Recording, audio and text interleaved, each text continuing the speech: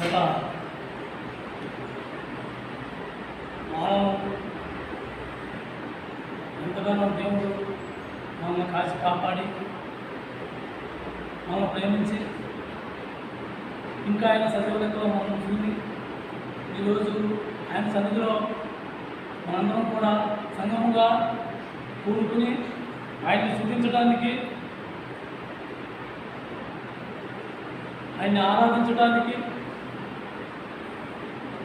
ఈ సమయం మనకు ఆయన ఇచ్చిన భిక్ష. కాబట్టి మనం ఎప్పుడు కూడా దేవునికి కృతజ్ఞత కలిగి ఉండాలి. ఎన్నో విధాలుగా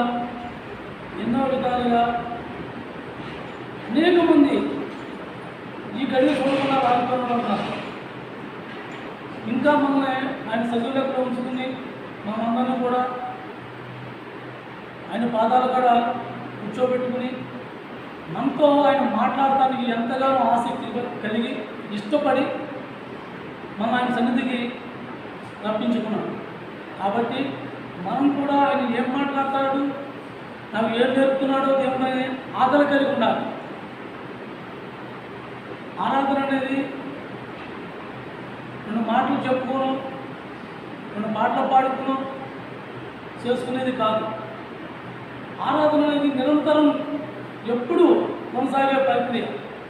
దాన్ని ఎప్పుడూ కూడా మనం మర్చిపోకూడదు. నువ్వు ఎలా ఉన్నా, ఏ పనిలో ఉన్నా, ఏం చేస్తున్నా సరే దేవుణ్ణి ఆరాధించడం మాత్రం చాలా ఇంపార్టెంట్.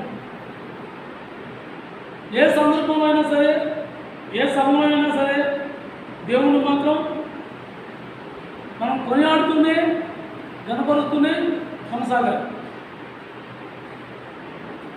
దేవుడు ఆయన లోకంలో అనేక మంది కోట్లాది కోట్ల దూతలు ఆయన్ని ఆరాధిస్తూ ఉన్నా ఎందుకు లేని దౌర్భాగ్యమైన మనలను మన నోటితో ఆయన్ని, మన క్రియలతో ఆయన్ని గణపరచడం, ఆరాధించడం ఆయనకి ఇష్టం. కాబట్టి ఆయన ఎంతగానో ఆసక్తి కలిగి మన పట్ల ఆశతో ఎదురు చూస్తున్నాడు. అక్కడికి వచ్చిన పిల్లలు ఆ తల్లిదండ్రులు ఎలాగైతే నా బిడ్డలు నా కళ్ళ ముందు వాళ్ళ ప్రయోజకులు కావాలని ఎలాగైతే ఎదురు చూస్తూ ఆశపడి ఉంటారో, ఆ పరలోకపు తండ్రి కూడా మన పట్ల అలాంటి ఆసక్తి కలిగి అలాంటి ఆశతో ఎదురు చూస్తున్నాడు. కాబట్టి మనం ఎప్పుడు కూడా దేవుడికి కృతజ్ఞత కలిగి ఉండాలి. మనకి దేవుడిని ఎందుకు పెట్టి ఆరాధించాలి అంటే, ఏ ఎన్నిక లేనివాడు, మనం దేనికి అర్హులము కాము. అటువంటి మనలను ఆయన సంఘంలో స్థానం ఇచ్చాడు. ఆయన మనల్ని ఎంతగానో ప్రేమించి మనం దేనికైతే కోల్పోయామో, దేనికైతే అర్హులము కామో దానికి అర్హత కల్పించాడు. అందును పెట్టి దేవునికి మనం ఎంతైనా రుణస్థులమై ఉన్నాం. ఎప్పుడు దేవుణ్ణి మనం ఆరాధికులుగా ఉండాలే కానీ నామకార్థ క్రైస్తవులాగా ఆదివారం మొక్కుబడిగా రావటం, ఆ గంటన్నర మందిరంలో గడపడం, తర్వాత వెళ్ళిపోవడం, లోకంలో గడపడం, మళ్ళీ వారమే గుర్తొచ్చే విధంగా మనం జీవించకూడదు.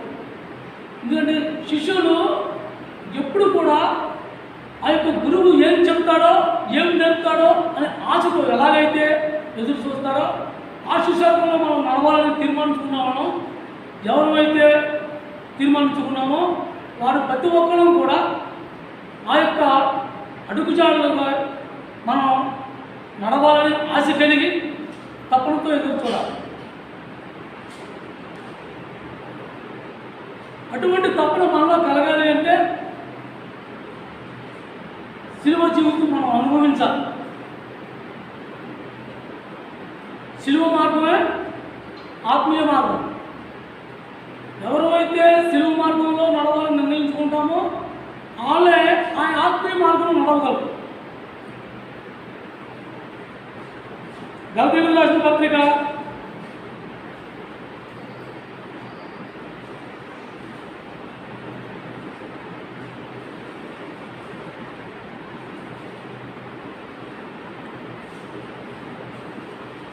పేజీ నెంబర్ 168, గద్దిలు రాసిన పత్రిక 2వ అధ్యాయం 20వ వచనం.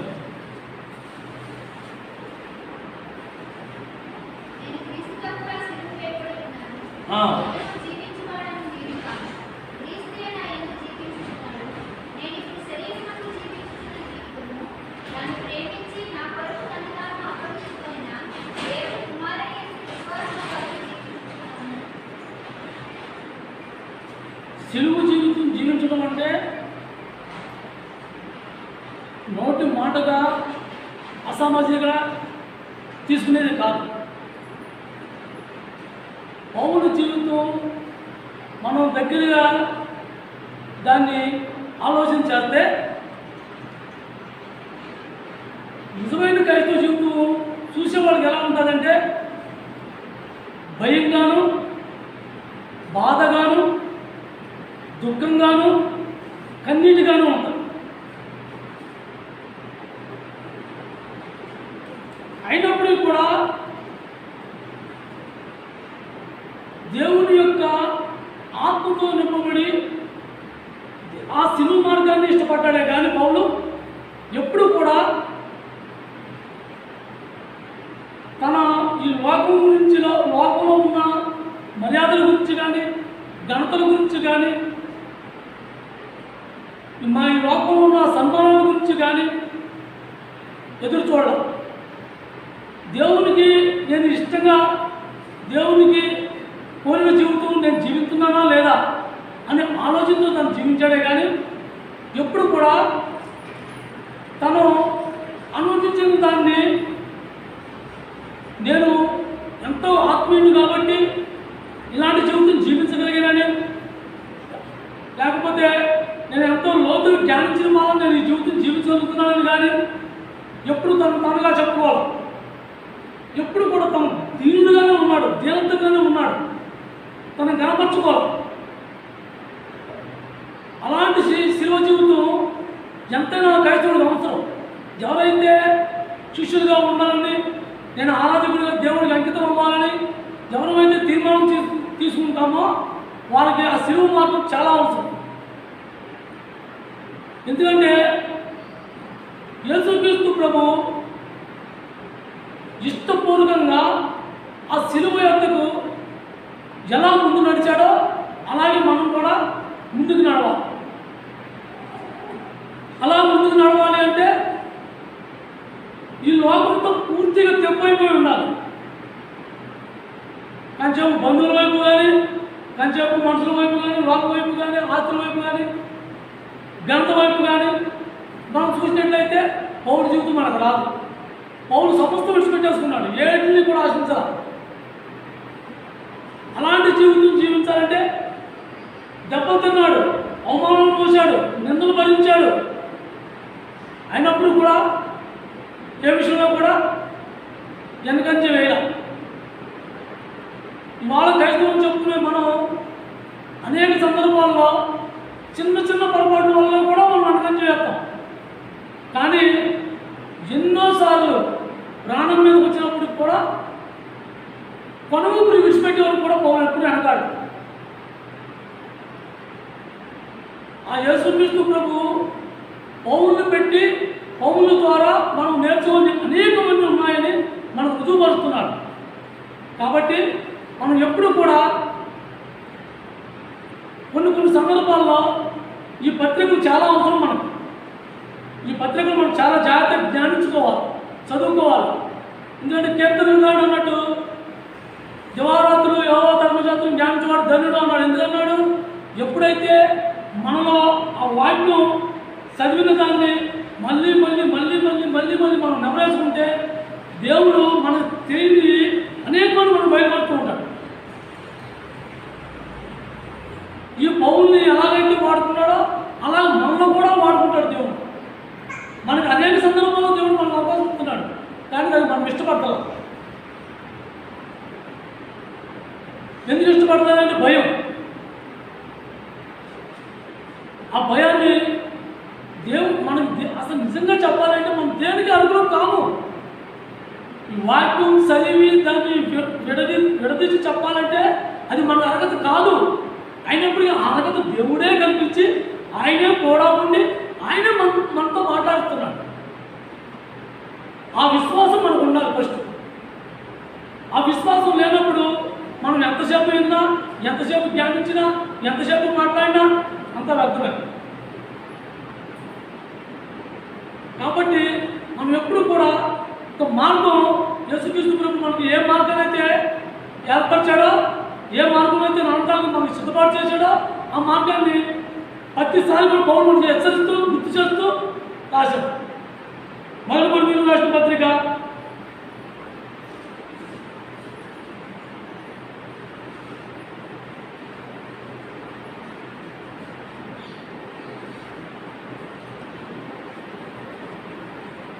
4వ అధ్యాయం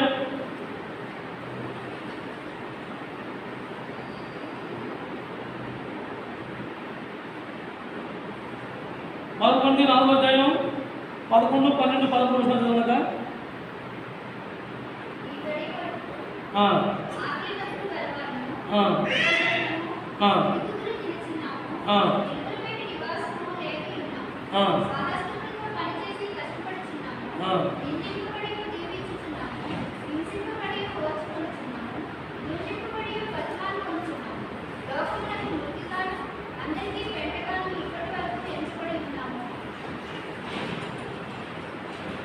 వాళ్ళు ఏ స్థితికి దిగిపోయారు?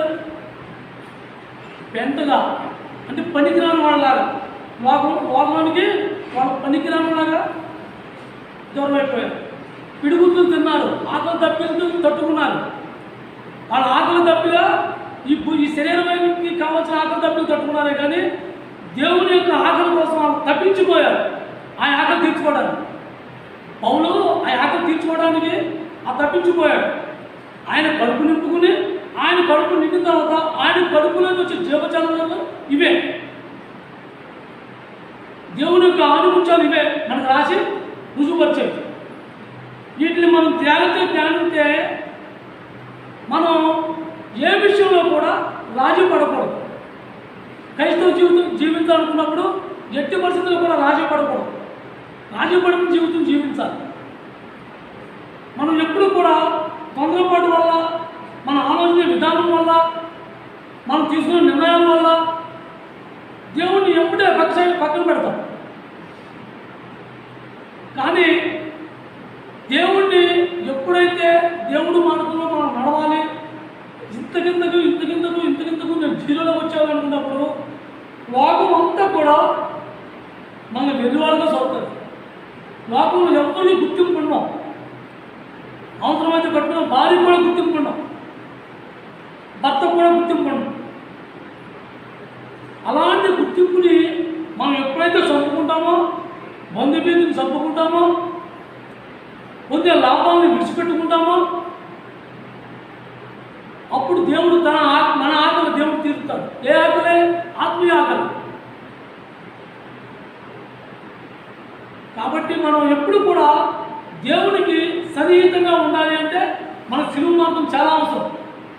ఆ సిలువ మార్గం ఎప్పుడు కూడా మన స్వచ్ఛతాన్ని, మన ఇష్టాన్ని ఎప్పటికప్పుడు దాన్ని దిగమిడుకుంటూ చంపుకుంటూ నాకు వద్దు అని ప్రతిసారి దాన్ని చంపుకుంటూ మనం ముందుకు కొనసాగడమే సిలువ మార్గం. అంతేగాని పరువు పోతాదో, ప్రతిష్ట పోతాదో, ఆస్తులు పోతాయో, ఘనత పోతాదో, ఇంకా ఈ లోపల నేను ఏం కోల్పోవాలో, నేను ఏదైనా అవుతే నా ఇంటికి ఎవరో రారేమో, నా బంధుమిత్రులు ఎవరో నన్ను సంప్రదించరేమో, నన్ను ఏవేస్తారేమో అనే ఆలోచనతో మనం ఉన్నని చెప్పు కూడా క్రైస్తవులను చెప్పుకుంటామే కానీ క్రైస్తవులను కాలేదు. నిజమైన క్రైస్తవులుగా మనం జీవించాలంటే పౌలు ఏ రకమైతే జీవించాడో ఆ జీవితం మనం జీవించాలి. ఆ జీవితం జీవించాలంటే మనం ప్రతిసారి మనం చంపుకోవాలి. అది మన వల్ల కానప్పుడు, ప్రభు నా వల్ల కావట్లేదు, దీన్ని నేను జయించలేకపోతున్నాను, నేను దీన్ని తెగింపు చేసుకోలేకపోతున్నాను, నీ ఆత్మ నాకు కావాలని దేవుడు అడిగితే ఆ కార్యం దేవుడు చేస్తాడు. నీలో ఆయన ఆత్మ పెట్టి ఆయన ఆత్మ ద్వారా మనలో ఆ కార్యం చేస్తాడు. ఆత్మకార్యమే సిలువ కార్యం ఒకటే. సిలువ మార్గం ఆత్మతో నింపబడిన మార్గం ఒకే మార్గం. ఆ రెండింటిని విడదీసి చేయడానికి లేదు. ఎల్లప్పుడూ రెండు కలిసే పనిచేస్తాయి. ఆ రెండు కలిసి పనిచేసినప్పుడే నువ్వు నిజమైన క్రైస్తవుడిగా మారుతావు. సిలువ మార్గం అప్పుడు ఏర్పడుతుంది. అంతేగాని నామకార్థంగా ఏదో సందర్భంలో మందిరానికి వెళ్ళాము, ప్రార్థన చేసుకున్నాము, వచ్చాము అనుకుంటే అది మనకి క్రైస్తవ జీవితం కాదు.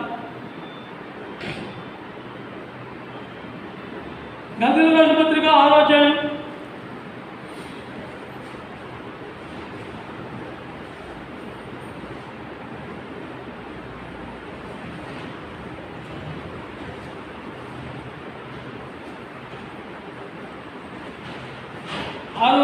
14వ వచనం, పేజీ నెంబర్ 172.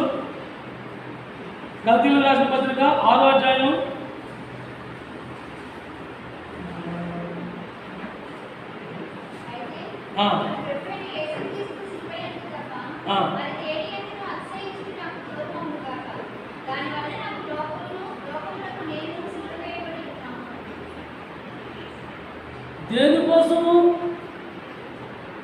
దేనికోసం ఘనత కోసం, లేకపోతే వాళ్ళ ఆత్మీయత కోసం, వాళ్ళకి జరిగిన లోతైన కార్యాల కోసం వాళ్ళు ఎప్పుడూ అతిశయపడరు. ఎప్పుడు కూడా పౌలు తన సిలువ మార్గంలో యేసుక్రీస్తు ప్రభువు యొక్క సిలువ మార్గంలో నడవడానికి అతిశయపడ్డాడే కానీ నేను మీటింగ్ పెట్టి వాక్యం చదువుతుంటే వేలాది మంది వచ్చి చూస్తున్నారని ఎప్పుడు అతిశయపడ్డా. పలానా సాటి మీటింగ్ పెట్టాడు, జనం వెళ్ళిపోతున్నా, నేను గొప్ప చెప్పుకోవాలా. ఆయన ఎప్పుడు కూడా నా జీవితం నా ప్రభుకి అంకితం అనుకున్న మార్గంలో నడుచుకున్నాడే తప్ప ఎప్పుడు కూడా జనం మెప్పు కోసము, జనం కోసము, జనాన్ని ప్రేమించాలేదనో లేడు. తన వల్ల నిందలు మోసాడు, కష్టాన్ని అనుభవించాడు. వాటిలో ఆ నిందల్లోనూ, కష్టాల్లోనూ, అవమానంలోనూ వాటిలో ఆయన ఏం ఎదుర్కొన్నాడు? దేవుని యొక్క సంతోషాన్ని ఎదుర్కొన్నాడు, దేవుని యొక్క ఆనందాన్ని ఎదుర్కొన్నాడు. ఆయన ఆనందం, సంతోషం ఎదుర్కొన్నవాడే నిజమైన ఆరాధకుడు, నిజమైన క్రైస్తవుడు. అంతేగాని నామకార్థంగా జీవించి నేను క్రైస్తవుడు అనేది క్రైస్తవత్వం కాదు. నిజమైన క్రైస్తవుడికి ఎప్పుడు కూడా నిందలు, అవమానాలు, సమస్యలు ఎదురవుతూనే ఉంటాయి. కానీ దేవుడు మనం గ్రహించి ఆయనని ఆధారపడితే దాని పక్కన మనం చక్కని మార్గం సిద్ధపాటు చేసి ఉంటాడు. కానీ మన ఆలోచన విధానం అంతా కూడా ఒక కష్ట సమస్యలు అయితే మనకన్నా ధనికుల దగ్గరికి, ఏదైనా బరువు మనుషుల సమస్య అయితే మనకన్నా పెద్దవాళ్ళ దగ్గరికి, ఇలా ఆ యొక్క సమస్యను పెట్టి ఆ యొక్క ఉన్నత అధికారంలోకి ఉన్న వాళ్ళ దగ్గరికి మనం పొరలేడతామే. కానీ నాకంటూ ఒక తండ్రి ఉన్నాడు, నా పరలోకపు తండ్రి, ఇవన్నీ ఆయన ఇచ్చినవే, ఈ యొక్క కష్టాన్ని నాకు ఆయన అనుమతి ముందు నా దగ్గరికి రాదు కాబట్టి దీని సొల్యూషన్ కూడా ఆయనే చెప్పాలి కానీ ఆయన ఎందుకు మనం ఏమన్నా వెళ్ళం. ఆ సమయంలో అసలు దేవుడే మనం నచ్చిపెట్టాం, దేవుడి వైపే తిరగం, మనుషుల వైపు, లోకం వైపు తొలగడం. కానీ ఎప్పుడు కూడా ఆ నిందలో, ఆ యొక్క కష్టంలో, ఆ యొక్క సమస్యలో దేవుని యొక్క ఆనందాన్ని మనం చూడగలిగితే అసలు ఆ సమస్య కాదు. మనం ఎంతసేపు సమస్య వెంక, శోధన వెంక, కష్టం వెంక దీన్ని పోల్చుకుంటూ ఉంటాం. దీన్ని నేను చేత తప్పుకుంటాం, ఎలా చేత తప్పుకుంటాం, ఇది మనం ఎందుకు వచ్చింది, నాకే రావాలా, ఇలా రకరకాల మన మైండ్ సెట్ ఎలా ఉంటుందంటే తాను ఇష్టపడినట్టుగా ఆలోచన చేస్తుంటాం.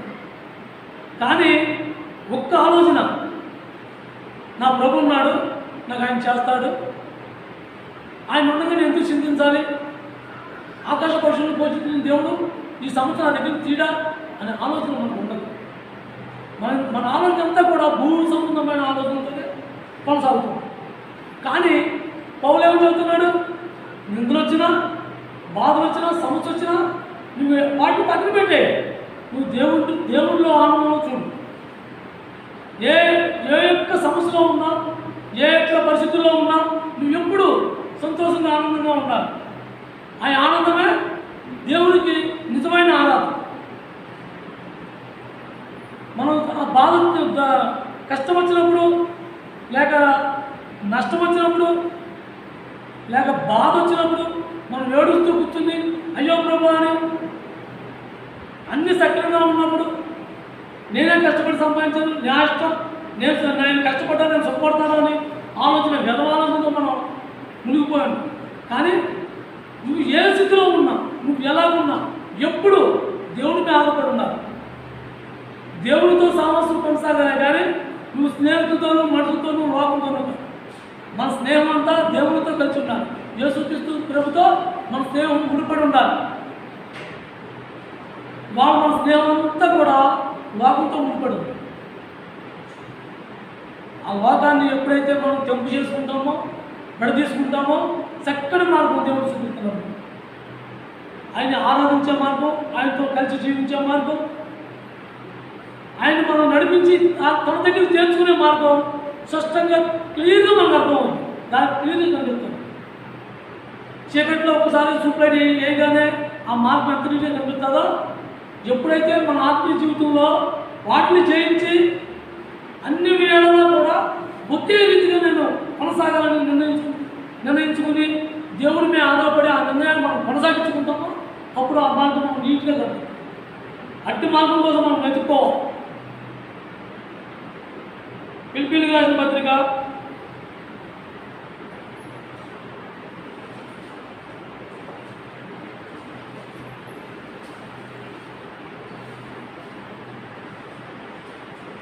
180 పిలిపిలికి రాసిన పత్రిక 4వ అధ్యాయం 11వ వచనం.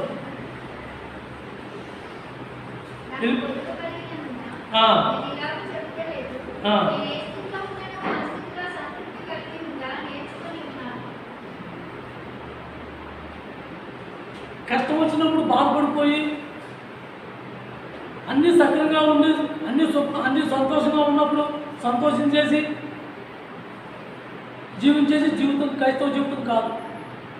నువ్వు ఎలా ఉన్నా, కష్టం వచ్చినా నష్టం వచ్చినా, నువ్వు లాభం పొందినా ఆస్తి సంపాదించుకున్నా, నువ్వు ఎలా ఉన్నా సరే పొదుగులో ఎలాగైతే జీవించామో ఉన్నత స్థాయిలో ఉన్నప్పుడు కూడా అదే జీవితం కొనసాగించాలి. ఇవాళ మనం ధనం కలిగింది కదా అని మనం ఉన్నతాన్ని పెంచుకోవడానికి, మనం నలుగురిలో గౌరవం తెచ్చుకోవడానికి, నలుగురికి నేను గుర్తింపు కావాలని ప్రయత్నించడానికి ఇలాంటి ప్రయోగాలు మనం చేసినప్పుడు దేవునికి దూరంగా తప్పిపోతాము. లేనిపోని వ్యసనాలకు కూడా గురవుతూ ఉంటాం. కాబట్టి మనం ఎప్పుడు కూడా ఏ స్థాయిలో దేవుడు ఉంచినా సరే ఆ స్థాయిలోనే దేవుడిని ఎత్తుకోవాలి. నాయనా ఇవాళ నాకు అన్నంలో కూర లేదు, అన్నంలో నుంచి వచ్చిన గంజి ఇచ్చావు, నైనా నీకు నిండా అది గంజే నాకు చాలు అని సమృద్ధిగా తినాలి. ఎందుకంటే ఆ గింజి కూడా తాగలేని వాడు అనేక మంది ఉన్నారు. ఇవాళ మనం ఆ స్థితి మనకి ఇచ్చాడు అంటే ఇంకా మన అదృష్టం. ఎందుకంటే ఆ జీవితం నేను కుబైట్ ఉన్నప్పుడు అటువంటి జీవితాలు అనేక మంది నేను చూశాను. తెల్లవారు ఆ వాటర్ పక్కన ముస్లిమ్స్ కూర్చునేవాడు, డ్యూటీలు లేకాలనే పనులు ఎవరు చేర్చుకోక ఆ వేటువాడు పెట్టి టార్చర్లు తక్కువ పారిపోయి చేసిన వాళ్ళకి అక్కలు ఉండవు. స్వతంత్రంగా తిరుగుతూ ఉండదు. దొంగచాటు బతకాలి. దొంగచాటు అంటే వాళ్ళ అవసరాలు పెట్టి పనులు చెప్తారే తప్ప పర్మనెంట్గా వాళ్ళకి పనులు చెప్పడం. అలాంటప్పుడు ఆ వాటర్లు కాడ తింటాను లేక ఆకలి లేక ఈ మిగిలిపోని అయ్యని పొట్టాలు కట్టి నల్లకవర్లో పెట్టి పక్కన పెట్టేవాడు. అదే ఎవరన్నా మన్నాగా ఆలోచించేవాడైతే అరే పాపం ఎవడో తింటాడు అనుకుంటే, లేకపోతే అట్లా ముగ్గులు దాటపడితే అవి తెల్లారుదాం తీసుకుని తిని బతికే రోజులు అనేక రోజులు ఉన్నాయి ఇక్కడ జనానికి. ఆ స్థితి కన్నా ఈ గంజి మన స్వతంత్రం మనం తాగుతూ మేలు కాదా? అందును పెట్టి మనం ఏ స్థితిలో ఉంచినా సరే దేవుడు ఇంతకన్నా దేవ స్థితిలో ఉన్నామని ప్రభావ అనేక మంది నన్ను ఈ స్థితిలో ఉంచే ప్రభావ నీకు నిండా అవుతున్నాను అని మనం ఎప్పుడైతే చెప్పుకోగలుగుతామో అప్పుడే నిజమైన మనం ఆరాధన అవుతాం. అంతేగాని ఉన్నప్పుడు ఒకలాగా, లేనప్పుడు ఒకలాగా, బిర్యానీ చేసినప్పుడు ఒకలాగా, వంకాయ ఉన్నప్పుడు ఒకలాగా కాదు మన జీవితం. క్రైస్తవ జీవితం అనేది యేసుక్రీస్తు ప్రభు నిన్న నేడు రేపు నిరంతరం ఎలాగైతే కొనసాగించాడో నిజమైన క్రైస్తవుడు, నిజమైన ఆరాధకుడు ఎప్పుడు కూడా ఒకే రీతిలో కొనసాగాలి. ప్రతి కష్టకాలంలో కానీ సంతోషంలో కానీ ప్రభువును ముందెట్టాలి. నిజంగా మనం ఆనందంగా ఉన్నప్పుడు, నిజంగా సంతోషంగా ఉన్నప్పుడు, నిజంగా మనకే ఒక రకమైన అనుభూతి కలిగినప్పుడు అసలు దేవుడే గుర్తురాడు. కానీ పౌలు ఏమన్నాడు, నువ్వు ఏ స్థితిలో ఉన్నా సరే, నువ్వు ఉన్న స్థాయిలో ఉన్నా సరే, లేకపోకుండా ఉన్నా సరే, ఎప్పుడు అన్నింటినీ ఒకే రీతిగా అనుభవించు. దేవుడికి మొదటి స్థానం. అలాగా ఎప్పుడైతే మనం కొనసాగుతామో అప్పుడే నిజమైన క్రైస్తవుడు. హబక్కూకు రాసిన గ్రంథం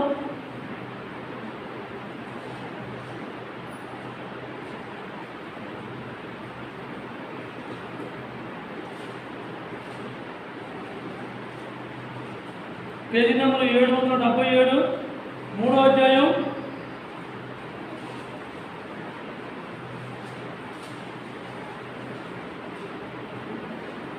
1 గ్రంథం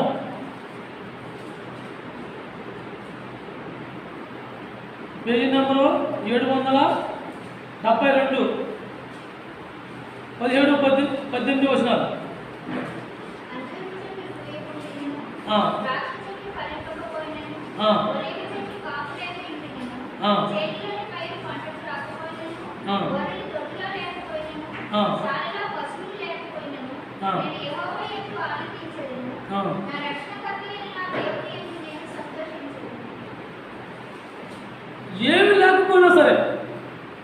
ఏమి లేకపోయినా సరే నా ప్రభువునందు నేను ఆనందించుకున్నాను.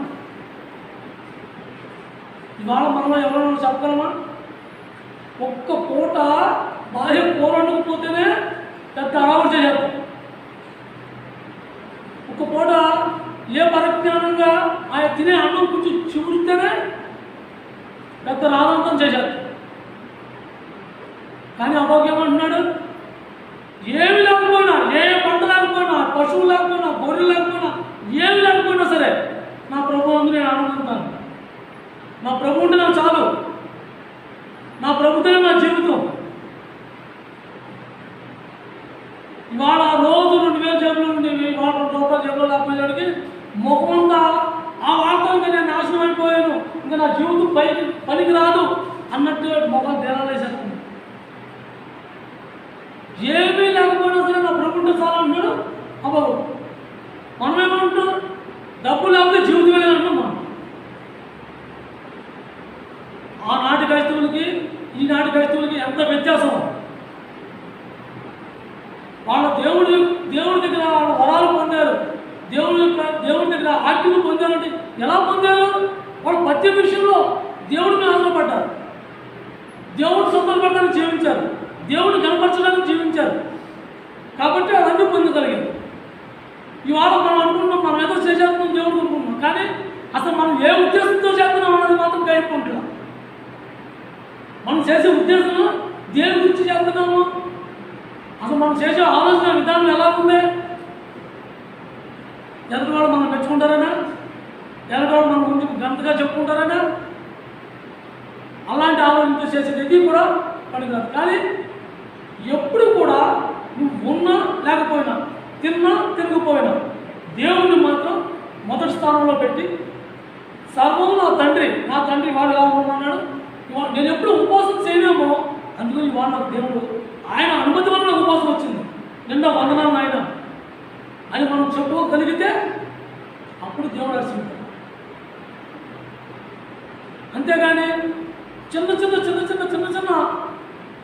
లోపలికి మనం భయపడిపోయి, చిన్న ఆటలకి మనం తగ్గుతు పడిపోయి, ఏదో సందర్భంలో రాజీ పడిపోయి దేవుని పక్కన పెట్టాలి. అలాగ కొనసాగే క్రైస్తవ జీవితం అయితే దేవునికి ఇష్టం ఉంటుంది. మన వాళ్ళ దగ్గర కాలం అలా ఉంటే దేవుడికి ఎప్పుడు ఏం చేసినా సరే మొదటి స్థానం ఆయనకి మాత్రమే ఇవ్వాలి. ఎప్పుడూ కూడా నా పేరు గురించి కానీ, నా గంట గురించి కానీ, నా పరువు గురించి కానీ నేను ఎప్పుడైనా ఆలోచించానా? నా ప్రభు నా ఇది కూడా సినిమా ఆరాధనే ఉంది. నేను సింహాసనం ఎక్కుతున్నాను, నా ప్రభు సినిమా ఆరాధన. దాన్ని బట్టి మనం గ్రహింపు కలిగి ఉండాలి. మన వల్ల ప్రభు అవమానపడుతున్నాడు, నా వల్ల నా తండ్రి ఇంకా సిలువలోనే ఉన్నాడు, నా తండ్రిని సింహాసనంలో ఎక్కించి నేను ఆ సిలువలోకి వెళ్ళాలి అనే ఆకలి మనం కలిగి ఉండాలి. ఆ యాశ ఉండాలి. ఆ యాశ లేనప్పుడు, ఆ తపన లేనప్పుడు మనం ఎంతగా మొరపెట్టుకున్నా ఎక్కడ వేసుకుందో అక్కడే ఉంటుంది. మనం క్రైస్తవులు కాలేదు. మనం నిజమైన క్రైస్తవులుగా ఉండాలంటే మన స్వచ్ఛతాన్ని మనం చంపుకోవాలి, మన ఇష్టాన్ని మనం విడిచిపెట్టుకోవాలి. సమస్తం నా తండ్రి తర్వాతే నాకు అని పైకి పెదాలతో చెప్పి మాటలు కావవి, నిజంగా అంతరాత్మలోంచి రావాలి. మన అంతరాత్మను ఎప్పుడైతే మనం దృఢపరుచుకుని నా జీవితం నా ప్రభు కోసం నేను ఒక్కడైనా చేయగలనా, నా ప్రభుని ఒక్క గడి అయినా నేను సంతోషపెట్టగలనా అనే ఆలోచన మనకు కలిగి ఉంటే తర్వాత మనకు ఆయన నడుపుతారు. మనం నడవాలనే ఆశ మనకు ఉంటే ఆయన నడుపుతుంది. కానీ ఆశ ముందు మనకు ఉండాలి, ఆ తత్వం మనకు ఉండాలి. ఎపిసిలకు రాసిన పత్రిక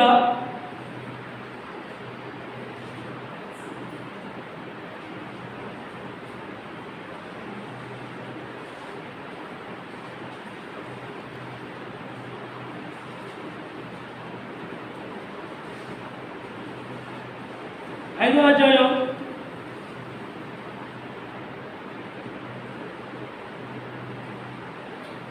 20వ వచనం.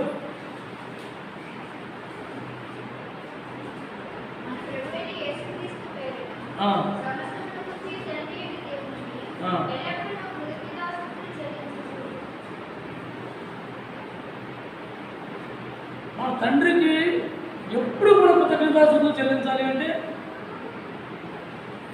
మనం సంతోషంగా ఉన్నప్పుడు, మన పంటలు బాగా పండినప్పుడు, మనకు లాభాలు బాగా వచ్చినప్పుడు నేను దేవుడికి దశంభాగం మీద 1000 రూపాయలు నేను కానుకపెట్టి వేస్తానని వేసి,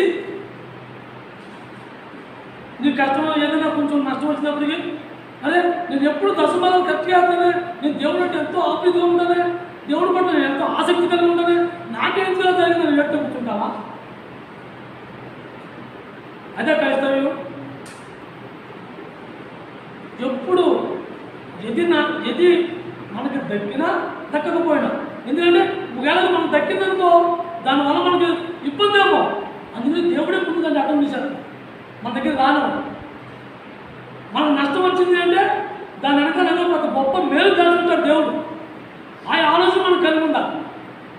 ఈ క్షణం నాకు నష్టం వచ్చింది, అయ్యో నేను ఎప్పుడు కూడా దేవుడిని పట్టు మాత్రం నాకే నష్టం జరిగిందంటే, నీకు నష్టం జరిగిందంటే నీ దేవుడే చేసేది. ఎందుకు నువ్వు ముందు ఇంకా గొప్పగా నష్టపోతావేమో, ఇంకా భారీగా నువ్వు నష్టం చూస్తావేమో, అందుకనే దేవుడు నిన్ను అక్కడ నీ దగ్గర రాకుండా చేశాడు.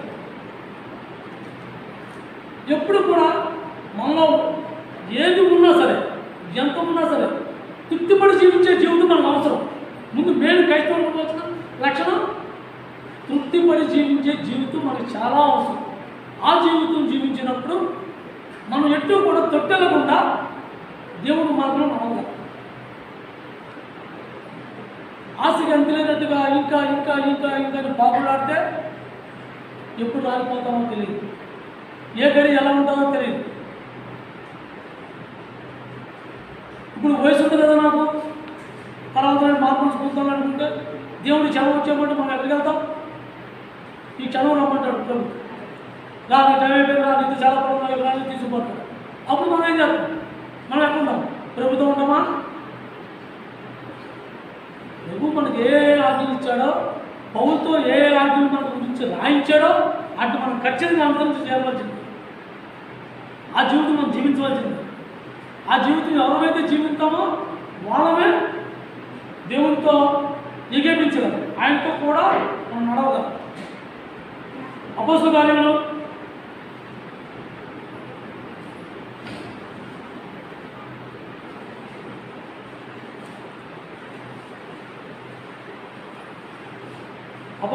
16వ అధ్యాయం పేజీ నెంబర్ 119 25వ వచనం. అపోస్తలుల కార్యములు 16వ అధ్యాయం 25వ వచనం.